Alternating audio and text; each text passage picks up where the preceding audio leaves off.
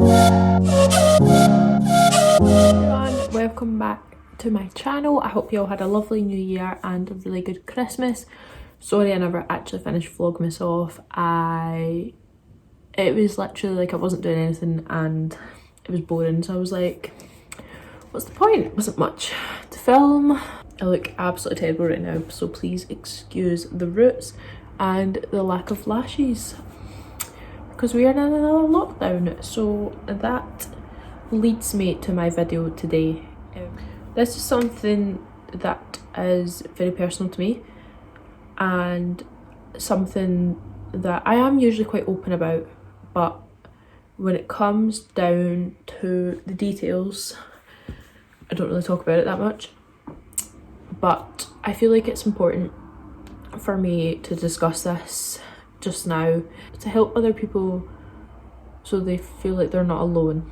Does that make sense? So this is not in any way me attention seeking or wanting sympathy or anything like that. This is something that I deal with very much every single day.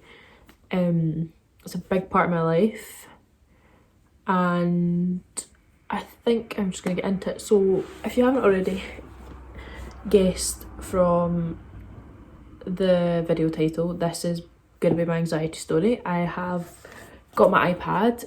It's got all my notes on it so that I don't forget to explain anything. I can quite often go off on a tangent, or like I'll remember everything, but then when I come to talk about it, I can't think. So here we go.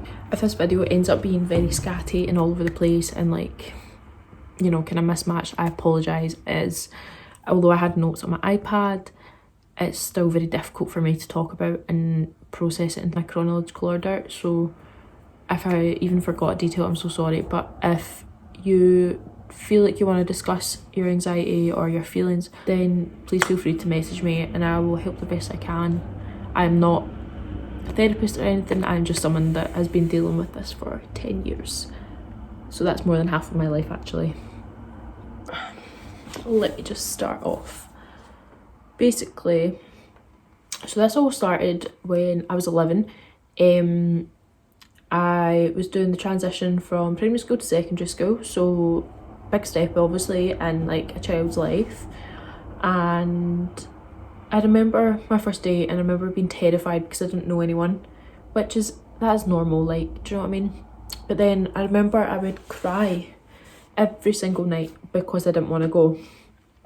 And let's be serious, like nobody wants to be friends with the girl that cries all the time. Like it comes across as really childish and like I don't blame kids, I would be the same. So I kind of struggled to make friends to begin with, and because I was struggling so much and panicking and crying, I ended up going into the support base at lunch and at break times and in the morning as well, because I remember thinking the thought of, you know, being like outside by myself or latching onto a group or tagging along just filled me with complete dread. I'd rather like be sitting invisible, you know.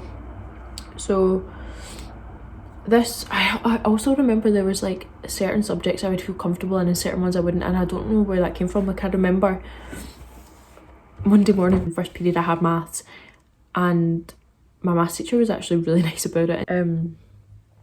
So yeah, and basically because this was so bad, my mum and dad were like come on, what do we do here?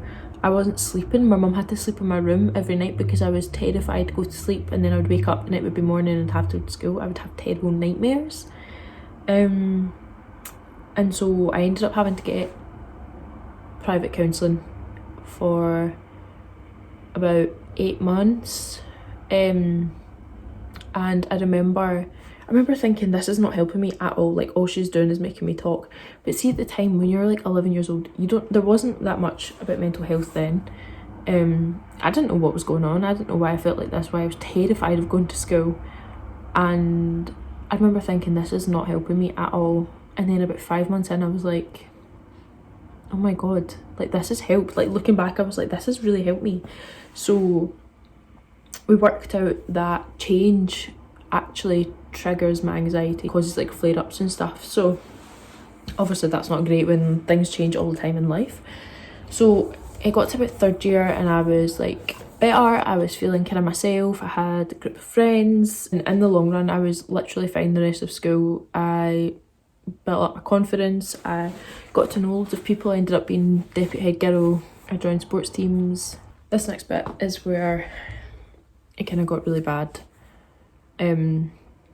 So obviously I was in school, I was working towards going to uni, and I have had my heart set on being a fashion designer since I was in like Stream 7, but that sounds like I'm making that up, but I'm genuinely not. Like, I used to love it. And so I decided I wanted to go to the textile school in Galashiels in the Scottish Borders, and so I'd been working towards this for like since fourth year in my exams and stuff, and I got in and I moved there, and I remember thinking it's not going to be good for my anxiety, but I was fine. I was totally fine. The first semester I was in classes Monday to Wednesday, and then I would go home on a Wednesday afternoon and I wouldn't come back till Sunday night, so I was actually home most of the time anyway.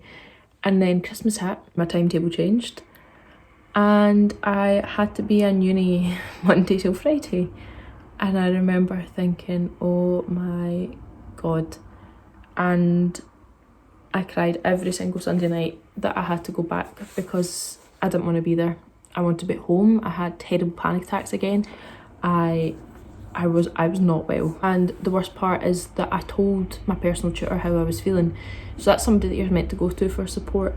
And he was like, not very helpful, and he was like, go to the doctors. So I did. Went to the doctors down there and they were no help. They gave me a leaflet and told me to speak to my uni. So at this point I had obviously been struggling, and that was kind of like my last resort, and they were no help whatsoever. So I felt completely alone. So it was actually really tough. I honestly don't really remember a lot between like the month of January and April when we finished.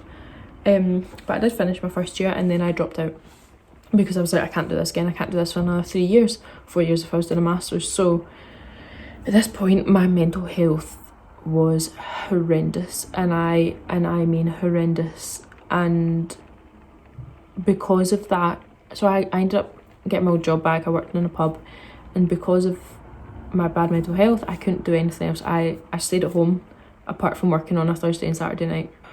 This bit's quite difficult for me to talk about, but like not a lot of people know this stuff. It's a very dark time for me to think about. I don't even really like talking about it because I feel like I'm reliving it, but if I'm doing this video I need to do it right, I need to be honest. So I went to the doctors when I came home, and I seen this doctor called Dr. Kanami, and she really cared about me, and she put me on medication. So I'm on propranolol and I'm on an antidepressant, because obviously I said that I couldn't sleep when I was anxious, so that helps me to sleep at night.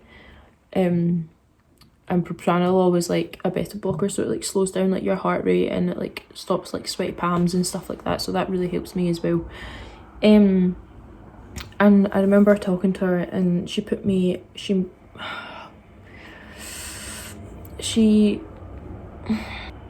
was like, she asked me something about suicidal thoughts, and I remember thinking, yeah, I do have those. I was so anxious that I didn't want to be alive. Was I couldn't actually ever see myself being anxiety free. I thought that was my life. Panic attacks and worrying and not being able to live, having to stay at home. So she marked me as urgent to see a counsellor through the NHS. I went and seen this counsellor. I can't even remember how long I was there for. I honestly don't remember a lot about any of this stuff, just because I think my brain's blocked out. But I was in such a bad state that I couldn't eat. because I just felt so sick from being anxious all the time, I ended up losing 2 stone because I couldn't eat, which, I mean, that's not great, is it? It ended up getting to the point where I couldn't drink. I couldn't go on nights out because after I drank or the next day I would feel really anxious, I would feel panicky, my heart would be racing. It was like, I used to make up excuses not to go on nights out with my friends. Say that I was busy or I was working, just because I didn't want them to think that, like, it was so difficult because I didn't want them to think that I was a wee loser, or like, do you know what I mean? Like, I didn't want to be that person, so I just pretended I was busy. So I ended up not drinking for a good while, a very good while, and I finished therapy and I was feeling a lot better, but I was still on medication. I still am today, no shame in it. If you're on medication, that is absolutely fine. If that's what helps you, that's fine. Don't let anyone shame you for that or make you feel bad for it, because sometimes we just need that little bit of extra help. So I ended up joining a short course at college for fashion. That got me on my feet again. I started to feel better. Ended up going back to uni, I went back to Glasgow Caledonian, which is where I am today, and I'm loving it. I'm enjoying it. I'm staying at home though, so that's so much better for my situation, because there's not a lot of change. But although I was nervous, I ended up being fine. So, however, then lockdown happened last March, and at first, okay, it was hard. At first I was like, right, I can't see my boyfriend, I can't see my friends, I only see my family, but I still had uni work to do, so I still had a focus. So that wasn't horrendous. But then when I finished uni, I had no routine, completely lost my routine. I had no volleyball, I had no social life, I couldn't do anything. I was like, I don't know what I'm meant to fill my days with here. So that started the panic attacks. I still couldn't drink at this point, really, to be honest with you. So my coping mechanism is usually to stay really, really busy if I'm having a bit of a wobble on a day. Stay busy, jam pack the day with activities, like keep my mind occupied. But then obviously lockdown, you couldn't do anything, and so it kind of forced me to face my thoughts. And this was really difficult for me because I am a huge overthinker. I think the worst all the time. I ended up developing intrusive thoughts. So I always think the worst of every situation unless I am reassured otherwise. So for example, I don't really know how to explain this. Not really a lot of people know this either, but I feel like this isn't really talked about a lot, and so this is why I'm talking about it just now. So let me think. Right, my bedroom for example. So see how that stuff's sitting out there? I would have the thought that I would need to put it away or someone I love was going to die.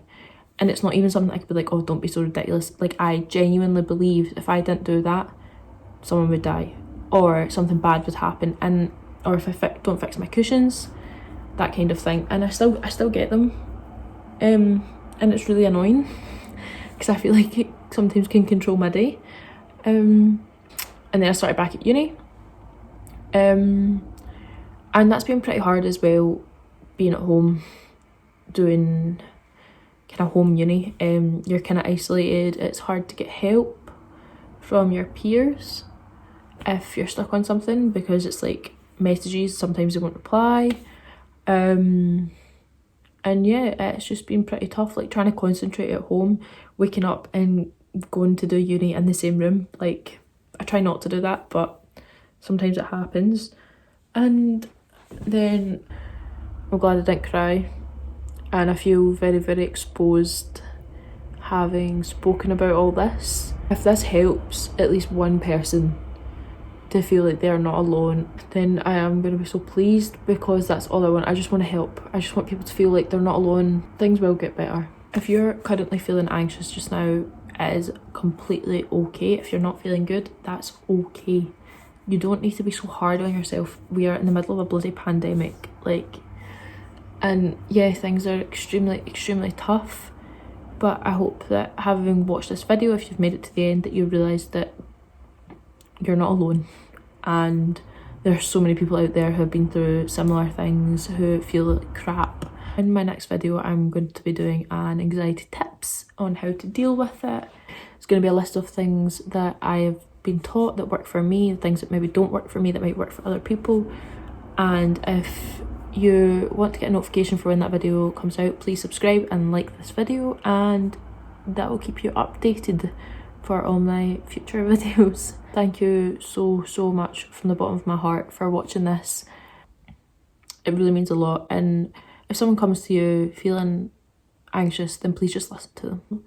Appreciate that although the problem won't seem big to you, that the problem is huge to them. It's in their head and it's overwhelming, and that's just the way it works. So thanks again for watching, and I will see you in the next one.